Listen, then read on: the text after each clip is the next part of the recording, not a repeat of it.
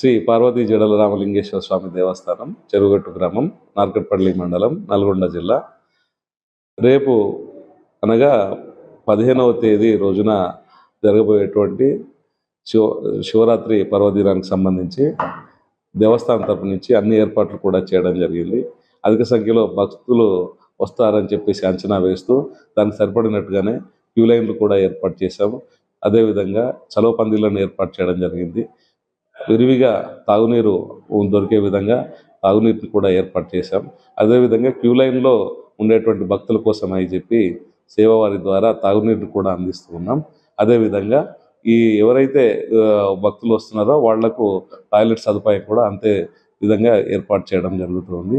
గుట్ట అంతా కూడా సీసీ కెమెరాల పర్యవేక్షణలో ఉంది. అదేవిధంగా ఘాట్ రోడ్ కావచ్చు, మెట్ల దారి కావచ్చు, అమ్మవారి దేవస్థానం కావచ్చు, అన్ని ప్లేస్లు కూడా సీసీ కెమెరాల పర్యవేక్షణలో ఉండడం జరుగుతుంది.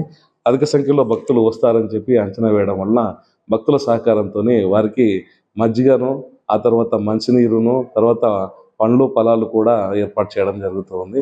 దేవస్థానానికి లైటింగ్ డెకరేషన్, అదేవిధంగా ఫ్లవర్ డెకరేషన్ కూడా ప్రత్యేకంగా ఈసారి ఏర్పాటు చేస్తున్నాం. భక్తులకు ఎటువంటి ఇబ్బంది లేకుండా దేవస్థానాన్ని తరపు నుంచి అన్ని ఏర్పాట్లు చేస్తున్నాం. అదేవిధంగా ఆర్టీసీ వారి సహకారంతో వివిధ ప్రాంతాల నుంచి ప్రత్యేకమైనటువంటి బస్సులు కూడా ఏర్పాటు చేస్తున్నాం. ఇక్కడ అధిక సంఖ్యలో భక్తులు వస్తారని చెప్పేసి హెల్త్ క్యాంపులు కూడా ఏర్పాటు చేయడం జరుగుతుంది.